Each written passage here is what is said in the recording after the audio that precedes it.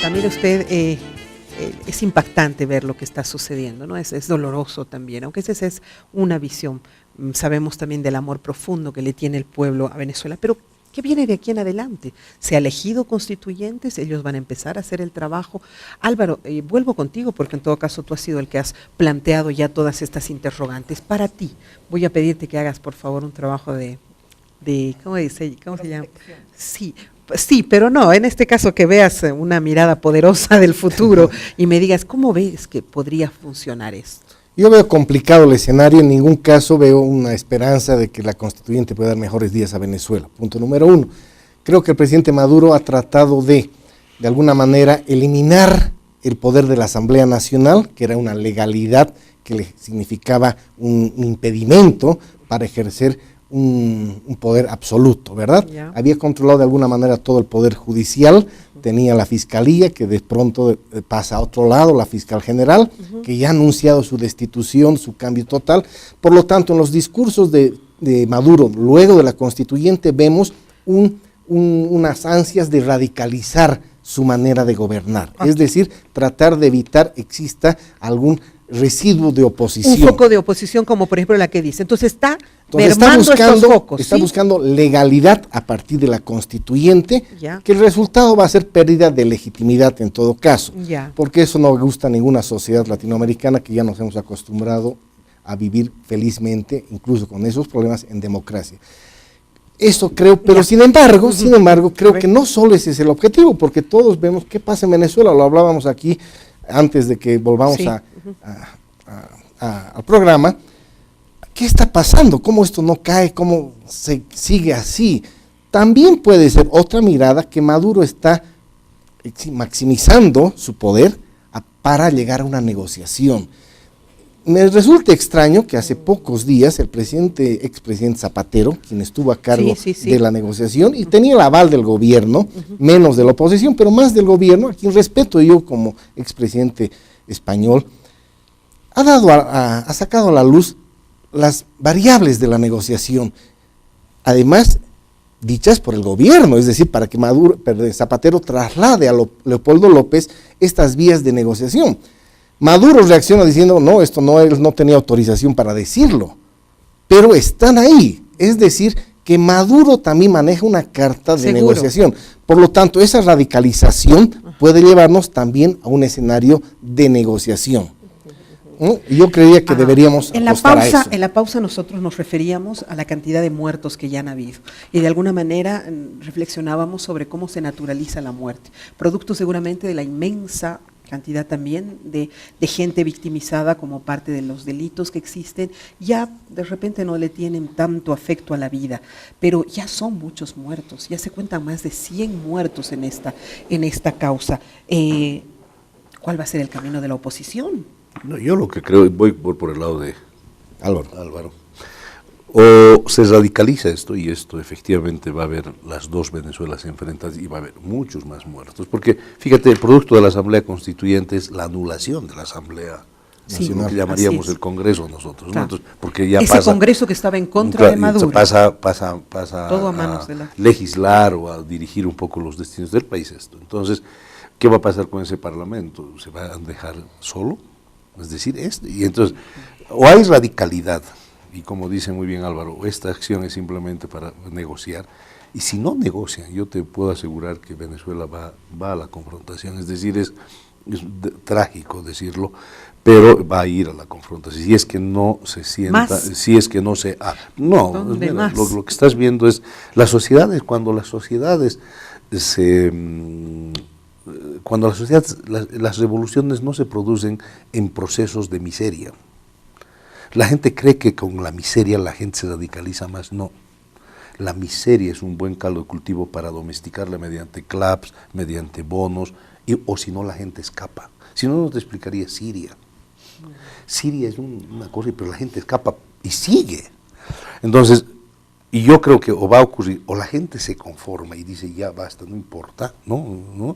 O va a haber confrontación. Y en ese sentido, Zapatero no es el mejor indicado, aunque quiso jugar un rol, pero yo creo que el error de la oposición venezolana, y eso quería aprovechar, es haber creído es haber creído que mediante el voto podían cambiar a Maduro. Y no se dan cuenta que lo que están queriendo no es cambiar un gobierno, sino es cambiar un régimen. Es decir, no estás cambiando un gobierno, lo que estás cambiando es un régimen, un sistema que ha sido montado durante los últimos 14 años. Durante los últimos 14 años. Entonces, eso pasa, y por eso se equivocaron de camino. Es decir, se equivocaron de camino, y por eso fueron tan erráticos. O sea, discutieron, pensaron que si era el López, no, que si no, que la Tinto, no, que se llama, que la Machado. Entonces, se pusieron en la discusión cuando en realidad ellos deberían tener un claro objetivo: lograr sacar a Maduro con la presión popular, con todo, porque solamente sacando a Maduro va a haber elecciones, si no, no va a haber elecciones. Y Maduro, por eso yo digo, aunque concuerdo que no gana nadie, pero de alguna manera es una victoria, o sea, sí, es una victoria para Maduro. Cada día que Maduro está en el gobierno, es una victoria. Eso mismo decía acá, te acordarás, creo que tú estabas en la mesa, lo decía Andrés Torres, decía: cada día ellos ganan un momentito más, unos minutos más, y pareciera que en esa percepción de ir ganando tiempo se mantiene esta perpetuación. Sí, yo coincido con ambos analistas aquí presentes en que de donde lo veas es una victoria.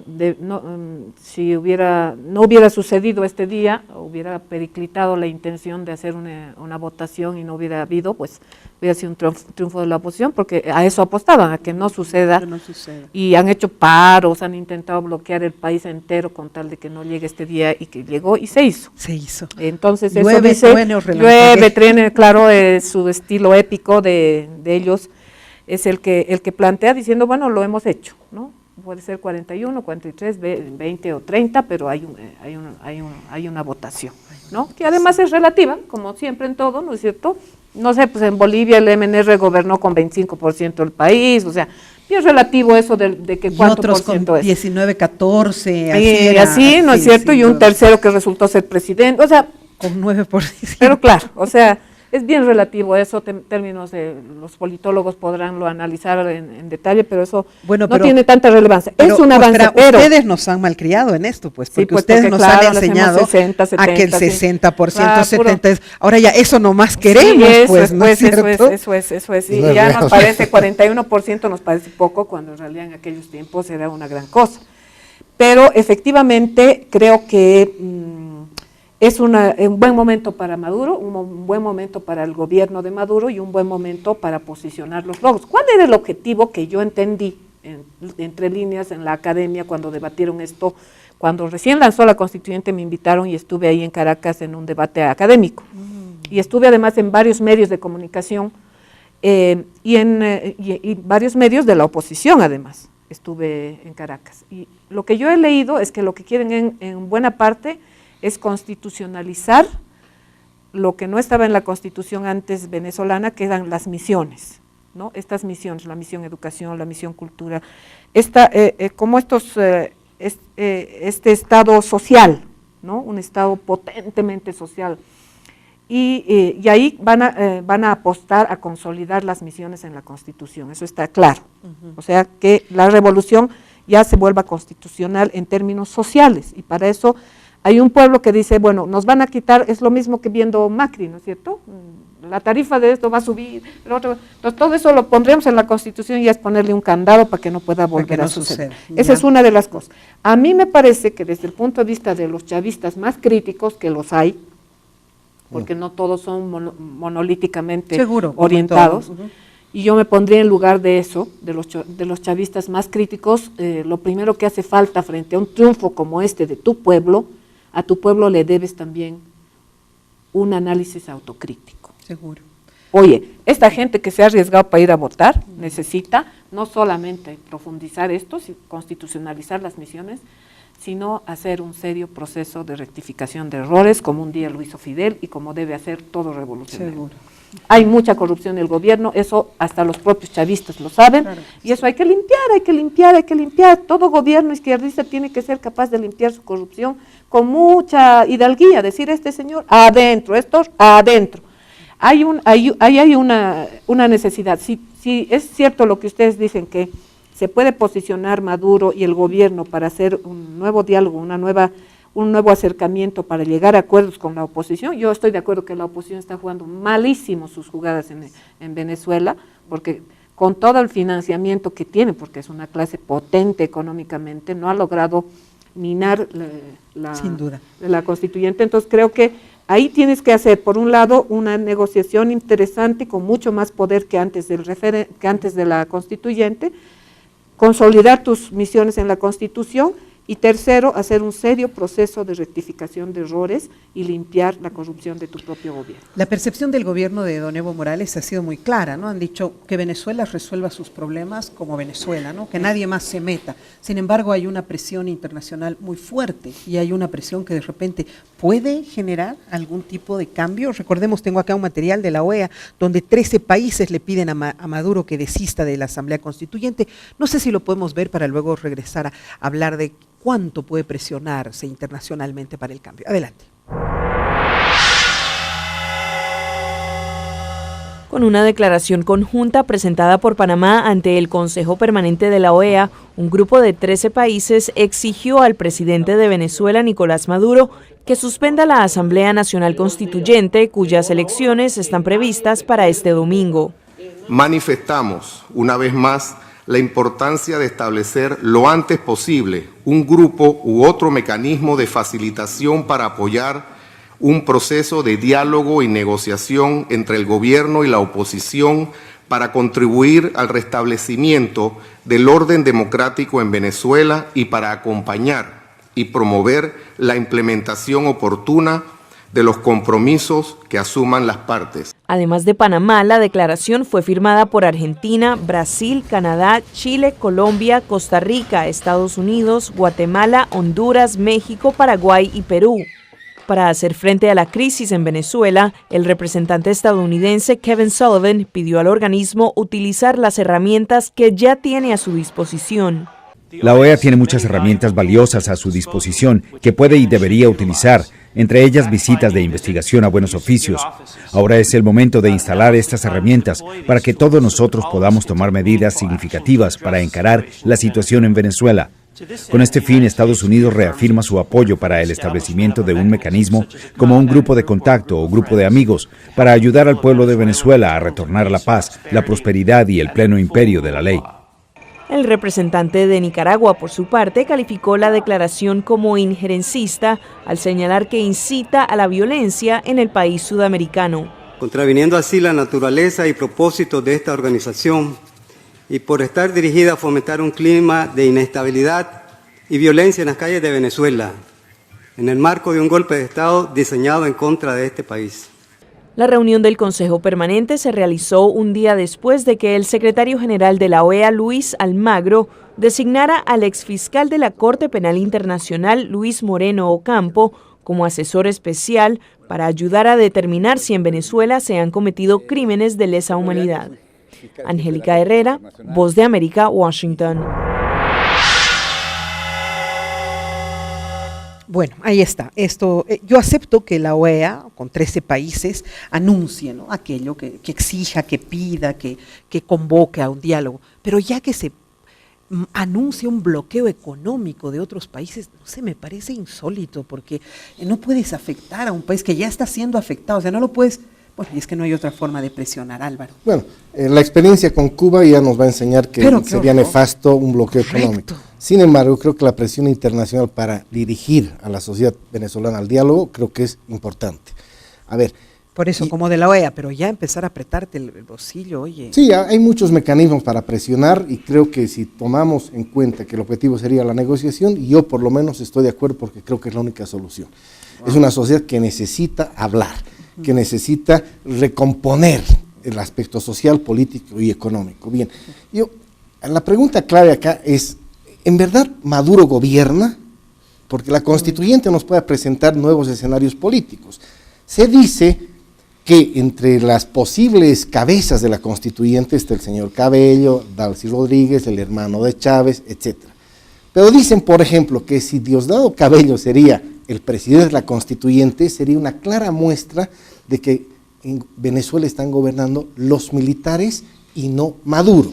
Si fuera Dalcy Rodríguez, se dice que Maduro todavía está en condiciones de mantener su poder. Esa es una pregunta importante. La otra pregunta es, la constituyente ha anunciado algunas medidas, como decía Teresa, en tema de misiones, fortalecer la parte social del proceso chavista, también se habló de la justicia, de ampliar la gama de delitos caracterizados bajo el concepto de terrorismo, un poco para hacer una persecución política, digamos, a la oposición. La parte de la base económica, cambiarla, 95% de los ingresos de Venezuela son a partir de la exportación de sus productos, el 70% son importaciones. Por lo tanto, es importante ver qué va a hacer la constituyente. Si se va a dedicar a eliminar todo lo que significa oposición, es un peligro, ¿verdad? ¿Qué le queda a la oposición? Error, además. A la oposición, lamentablemente, hoy solo le queda la calle. Es decir, radicalizarse en la calle, porque va a perder todo el poder que tenía en la Asamblea Nacional, porque me imagino que la Asamblea Constituyente, además de sesionar en el mismo edificio, va a terminar su poder, porque ahorita el poder máximo en las próximas 72 horas que se debe instalar la Constituyente es la Asamblea Constituyente. Y el que presida eso es la máxima autoridad de Venezuela en los próximos 3 meses. Se calcula que esté similar al proceso chavista que duró 3 meses y medio, donde esa va a ser la máxima autoridad. Por lo tanto, lo que viene de aquí en adelante es fundamental y seguramente otra vez vamos a estar en tu programa. Seguro, por favor, me encanta tu pregunta. Yo además agregaría un elemento más, un protagonista más. ¿Es Maduro el que gobierna Venezuela? ¿Son los militares o son esas nuevas élites ricas, los nuevos ricos que se han creado desde la presencia de este gobierno? Teresa nos presenta un panorama.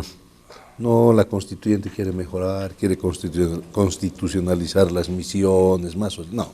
La constituyente lo que quiere es evitar que haya cualquier vestigio de oposición. O sea, es un modelo cubano bajo la Asamblea Popular donde todos votan y supuestamente siempre ganas con el 90%. Ese modelo está yendo. Es decir, los señores del socialismo del siglo XXI no quieren irse, no quieren tener experiencias parecidas a la de Ecuador, donde les ha salido un Lenín Moreno con testón, y por eso Nicaragua y Bolivia. Por eso a mí me preocupa que Bolivia, esta mañana el presidente ha sacado diciendo que Nicaragua y Bolivia estamos felices de esto que va a la dictadura. Entonces, ¿hacia dónde? Si la oposición pierde calle, y como está, yo creo que es un golpe muy duro, porque efectivamente una semana, no es una semana, son 3 meses, ¿no? Son 3 meses, y esta semana ha sido un poco decisiva. Yo no sé qué irá a pasar, pero pierde calle. O se va a la confrontación interna o entra a la negociación internacional. Ahí tenemos de nuevo este elemento, los militares. Ellos están manejando las armas. Sí, te pregunto. Pero ahorita Maduro, Diosdado Cabello es ahorita los militares son los que están dominando. Es decir, el 60% de los negocios de PDVSA han sido traspasados a las fuerzas militares.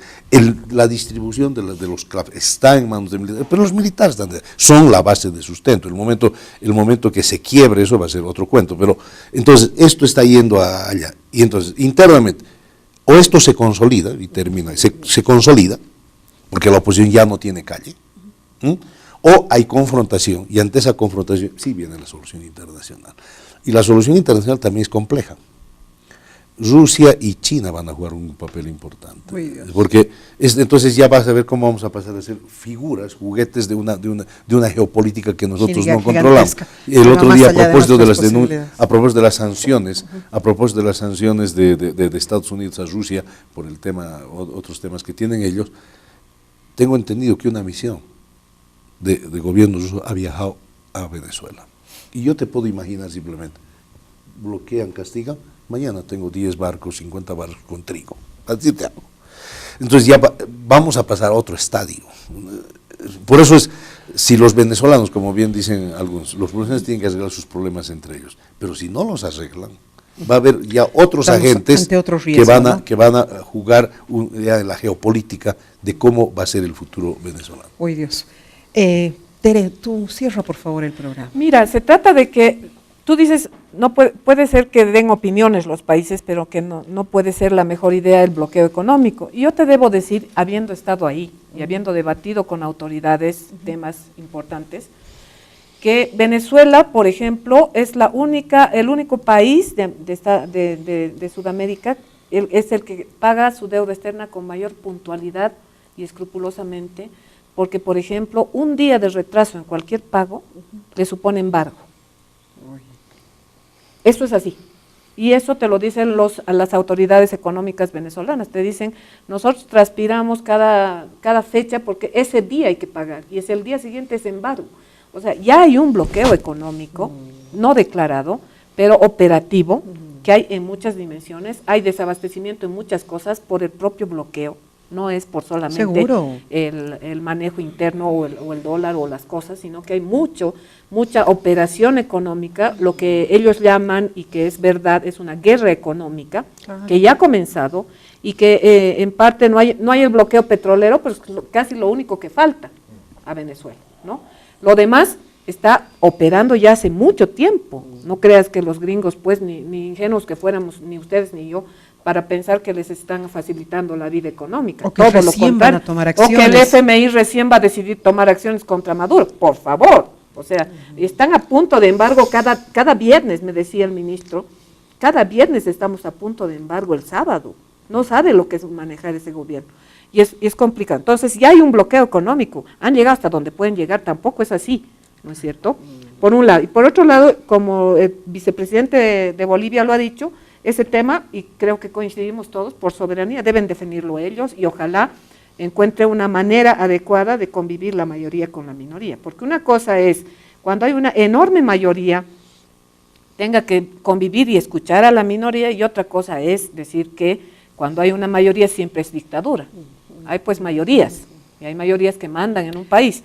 Cuando hay una mayoría y convive bien con una minoría, tiene que respetarse esa convivencia mayoritaria. Por supuesto, la constituyente, por lo que yo he visto en las filas del propio proceso venezolano, el discurso es consolidar las misiones, consolidar el estado de las misiones, como le llaman ellos, porque es un logro que palpa la gente. El CLAP, por ejemplo, miren, me ha tocado ir a una entrevista a un medio de la oposición, y la entrevistadora, que era una entrevistadora muy dura contra los chavistas, al salir me dijo, lo que pasa es que los CLAP no nos llegan a las clases medias altas. Y sin embargo, el arroz es de buena calidad, es de mejor calidad el arroz que ahorita consumen los pobres que el arroz que conseguimos los clase media alta. Entonces es la clase media alta que está realmente desabastecida de varias cosas, y la clase pobre está realmente más abastecida. Aunque haya, entonces también, hay una fidelidad que han generado por las misiones, y eso puede parecerles bien, puede parecerles mal, pero es real no nos lo que ha engañemos. sucedido. Ustedes hablan del voto, y Verónica te alaba. Entonces te voy a decir, para que vean que a ustedes no les importa el voto, solamente les interesa cuando les conviene. Con las elecciones judiciales, 80% de nulos y blancos. Igual hemos tenido ¿cómo se llama? Magistrados con 3, 5%. Si los chavistas creen, si los chavistas en Bolivia o de Venezuela. No, pero si los chavistas les interesan las elecciones, a mí me han ¿por qué no van a las elecciones? ¿Por qué no van a elecciones? Con veedores internacionales. Lo que estamos haciendo es analizar una circunstancia del día de ayer. Entiendo lo que si quieres hablamos de elecciones judiciales todos los días. No, quiero decir simplemente porque dan la idea a ustedes de que son el voto. Oye, pero no me digas que ¿cuándo pues hemos visto una votación como la que ha tenido el MAS? ¿Qué? Esos porcentajes tan altos. Antes nosotros, hemos y yo he sido tenido parte vergonzosa después de 11 años, de 12, de estamos 19%, auditando el padrón. De 14%. Estamos auditando el padrón. No, pero ya hemos hecho hasta padrón electrónico con tal de que ustedes estén tranquilos, hermano. ¿Y quién conoce el falta padrón? la auditoría electoral. Falta la auditoría electoral. Pero a lo que voy. Déjeme, tengo que irme. Padrón electrónico. Simplemente era para ponerle al final un poquito de salsa. Es mentira.